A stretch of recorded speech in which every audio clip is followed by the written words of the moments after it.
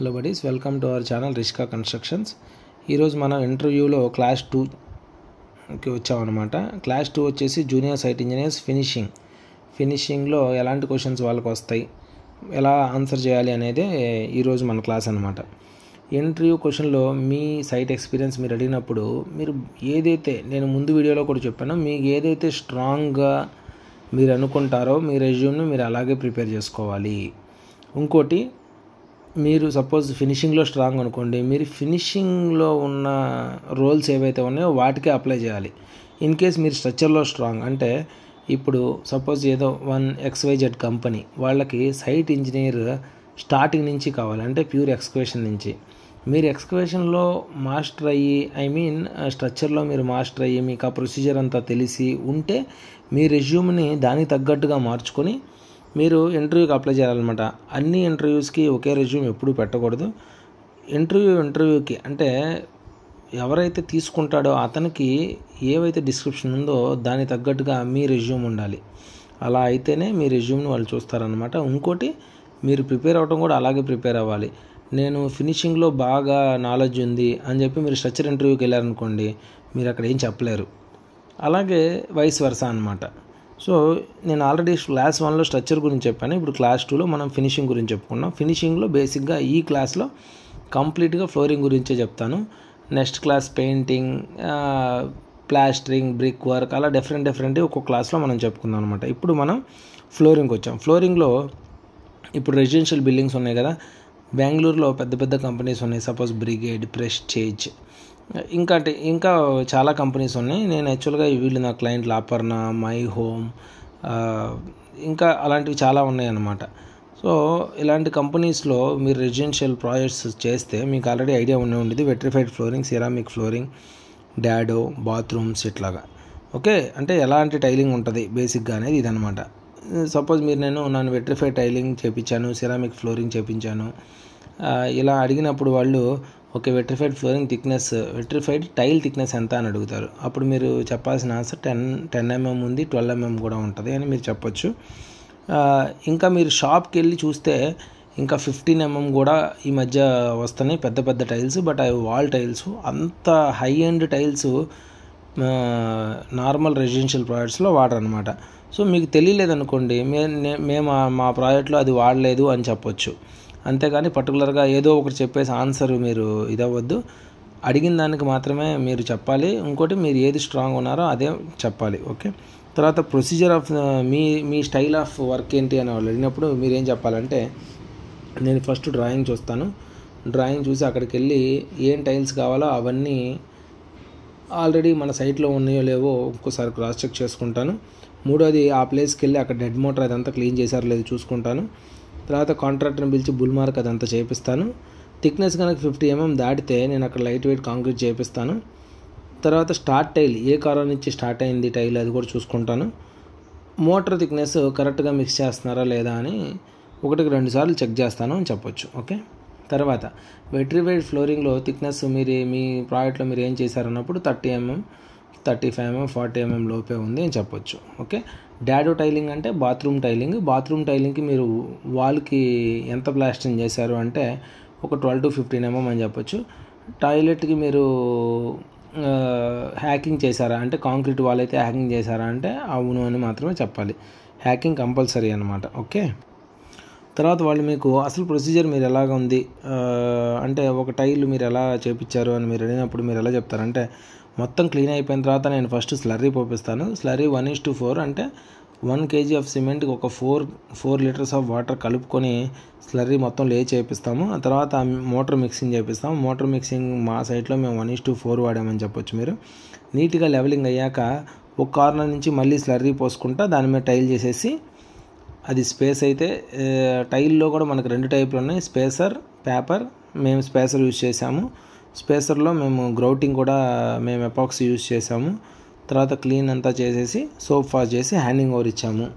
ఇట్లా మీరు చెప్పొచ్చు అనమాట. ఓకే, మీరు ఇలా చెప్పినప్పుడు వాళ్ళు ఓకే, టాయిలెట్లో మీరు ఎలా చేశారు అన్నప్పుడు, టాయిలెట్లో మేము సిరామిక్ ఫ్లోరింగ్ వాడాము. టాయిలెట్లో మేము స్లోప్ 20 to 30 mm మెయింటైన్ చేసాము.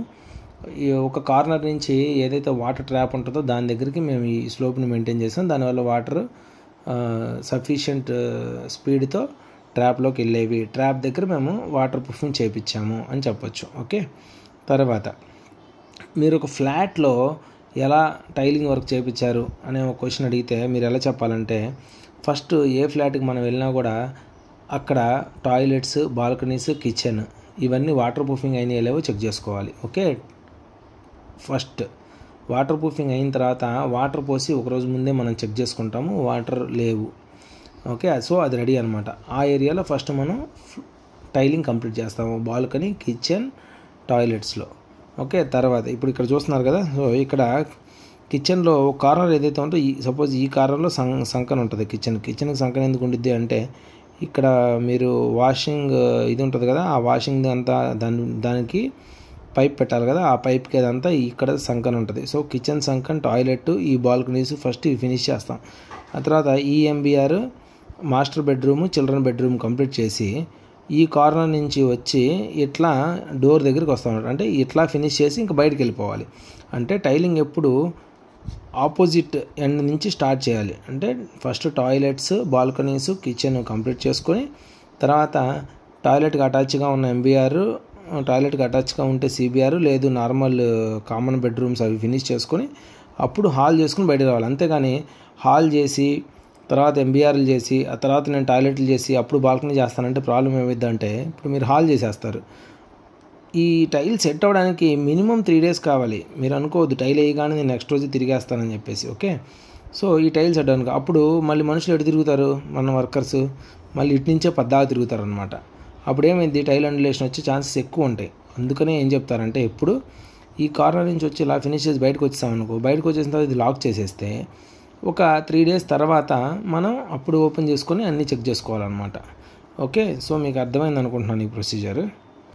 తర్వాత మీకు వెట్రిఫైడ్లో మీరు ఏమేమి సైజెస్ చేశారు అన్నప్పుడు మ్యాక్సిమం మనం వెట్రిఫైడ్లో అన్ని ప్రాజెక్ట్స్ ఇప్పుడు బెంగళూరులో జరిగే కానీ హైదరాబాద్లో కానీ మ్యాక్సిమం ప్రాజెక్ట్స్ మీకు 0.6/0.6 ఉంటుంది, 0.9/0.12 కూడా ఉంటాయి.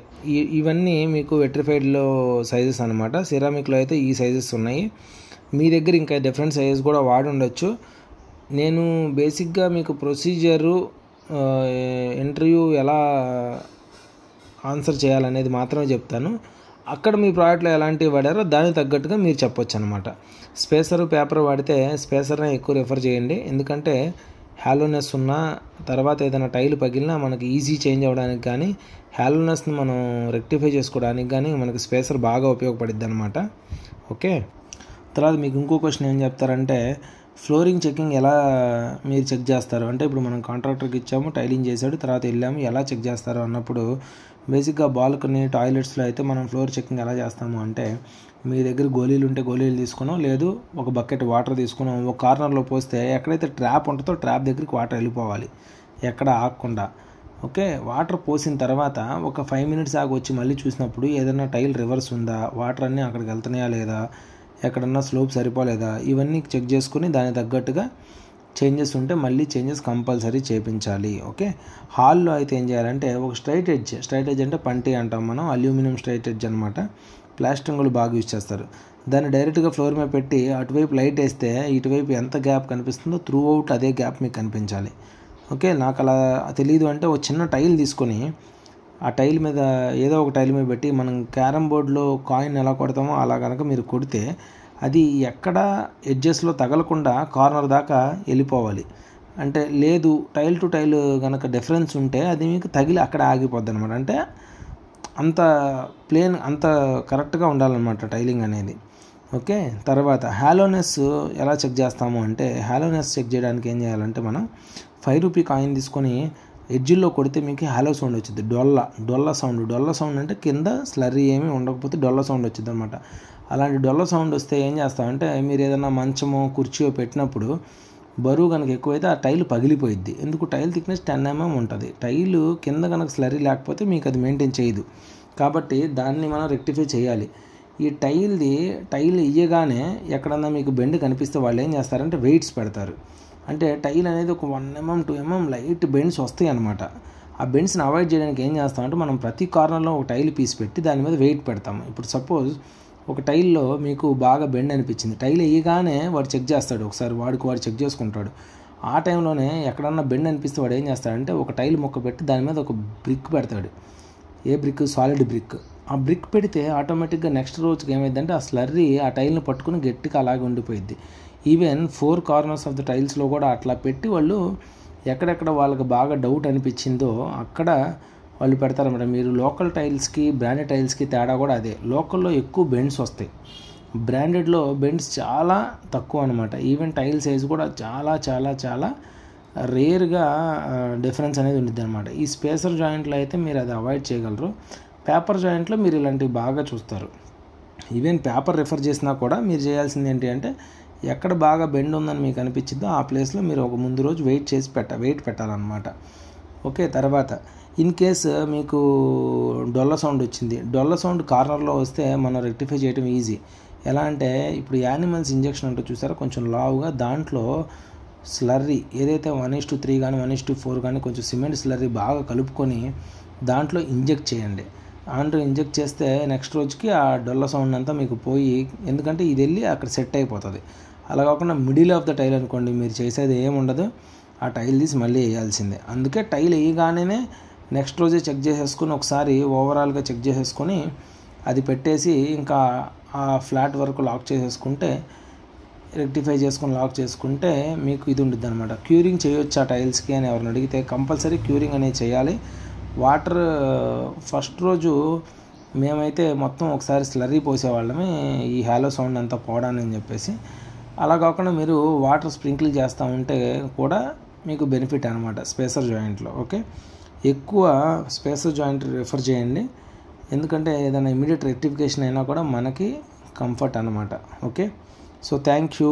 ఈ క్లాస్లో నేను మీకు ఫినిషింగ్లో ఫ్లోరింగ్ గురించి మాత్రమే చెప్పాను.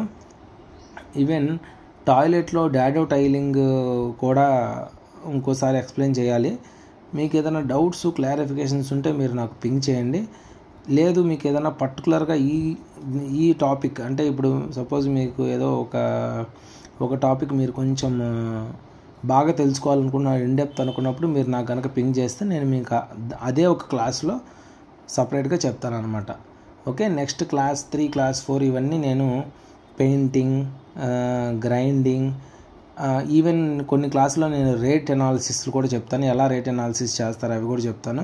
ఈవెన్ క్యూఎస్ వాళ్ళకు కూడా ఎలా ఇచ్చేస్తారని చెప్తాను. ఇలా ప్రతిదీ నేను మీకు ఎక్స్ప్లెయిన్ చేస్తాను అనమాట. నా ఛానల్ని సబ్స్క్రైబ్ చేసుకోండి ఫర్ మోర్ వీడియోస్. మీకు ఏదన్నా వీడియోస్ కావాలన్నా కూడా మీరు నాకు పింగ్ చేయండి. నేను టైం ఉన్నప్పుడు ఆ వీడియోస్ చేసి మీకు పెడతాను. ఓకే. Thank you.